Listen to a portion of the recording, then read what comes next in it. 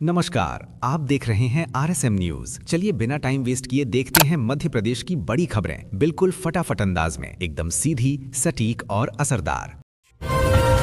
प्रदेश में आज से विधानसभा का बजट सत्र शुरू हो गया है और सत्ता विपक्ष के बीच तीखी बहस के आसार दिख रहे हैं। सरकार कई नए विकास प्रस्ताव पेश करने वाली है। विपक्ष महंगाई और बेरोजगारी पर घेराबंदी की तैयारी में है। सुरक्षा के कड़े इंतजाम किए गए हैं। राजधानी में राजनीतिक हलचल तेज हो गई है और ये सत्र आने वाले चुनावी माहौल की दिशा तय कर सकता है।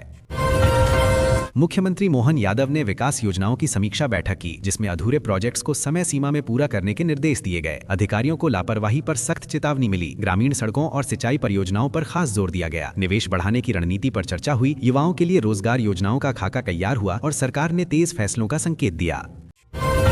भोपाल में सुरक्षा व्यवस्था कड़ी कर दी गई है, क्योंकि संवेदनशील इलाकों में एहतियातन प्रतिबंध लगाए गए हैं। प्रशासन ने प्रदर्शन और रैली पर नजर रखी है। पुलिस बल की अतिरिक्त तैनाती की गई है। ड्रोन से निगरानी की जा रही है। ट्रैफिक डायवर्जन प्लान लागू किया गया है और राजधानी में हर गतिविधि पर प्रशासन की पैनी नजर बनी हुई है। 2013 के चर्चित दतिया मामले में ग्वालियर हाईकोर्ट ने दोषियों की सजा बरकरार रखते हुए बड़ा फैसला सुनाया है। अदालत ने सबूतों को मजबूत माना है। पीड़िता को न्याय मिलने की बात कही है। फैसले के बाद कानूनी हलकों में चर्चा तेज हो गई है। सुरक्षा व्यवस्था बढ़ाई गई है और इस निर्णय को कानून व्यवस्था के लिए अहम माना जा रहा है। मौसम ने अचानक करवट ली है और कई जिलों में बादल छाने के साथ हल्की बारिश की संभावना जताई गई है। किसानों को सतर्क रहने की सलाह दी गई है। तापमान में गिरावट दर्ज की जा सकती है। कुछ इलाकों में ठंडी हवाएं चलने की संभावना है। मौसम विभाग लगातार अपडेट जारी कर रहा है और बदलता मौसम फसलों पर असर डाल सकता है। भोपाल में एक फैक्ट्री में भीषण आग लगने से हड़कंप मच गया, जहां दमकल की कई गाड़ियां मौके पर पहुंची। कर्मचारियों को सुरक्षित बाहर निकाला गया। आसपास के इलाके को खाली कराया गया। आग पर काबू पाने में घंटे लगे। प्रारंभिक जांच में शॉर्ट सर्किट की आशंका जताई गई और प्रशासन ने जांच के आदेश दे दिए हैं।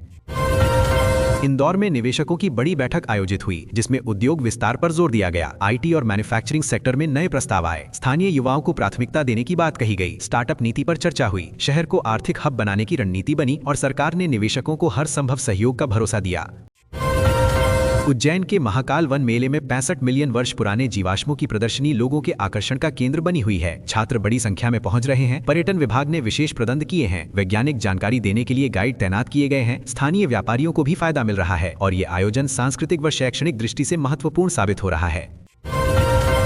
किसानों के समर्थन मूल्य को लेकर प्रदेश में नई चर्चा शुरू हो गई है, क्योंकि मंडियों में फसल की आवक बढ़ रही है। कई जिलों में भुगतान में देरी की शिकायत सामने आई है। प्रशासन ने तुरंत समाधान का आश्वासन दिया है। ऑनलाइन मॉनिटरिंग सिस्टम लागू किया जा रहा है। अधिकारी लगातार निरीक्षण कर रहे हैं और सरकार किसानों का भरोसा बनाए रखने की कोशिश में है।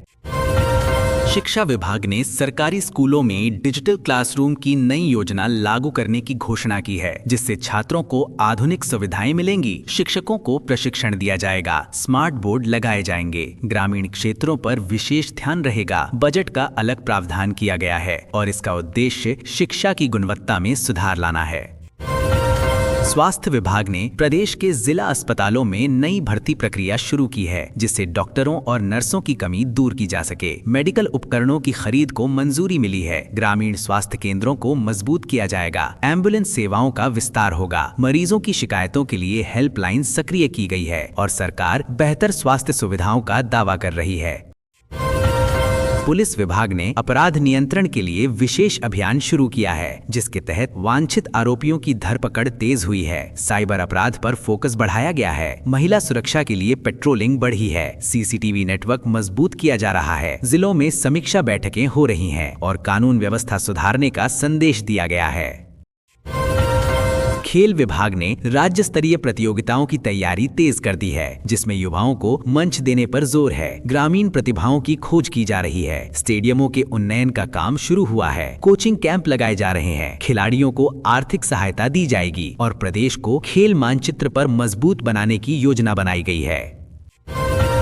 नगरीय निकायों में स्वच्छता अभियान को फिर से गति दी गई है, जिसमें कचरा प्रबंधन पर सख्ती बरती जा रही है। प्लास्टिक पर कार्रवाई तेज हुई है। नागरिकों को जागरूक किया जा रहा है। सफाई कर्मचारियों की संख्या बढ़ाई गई है। रैंकिंग सुधारने का लक्ष्य रखा गया है और शहरों को साफ सुथरा बनाने का संकल्प दोहराया गया है।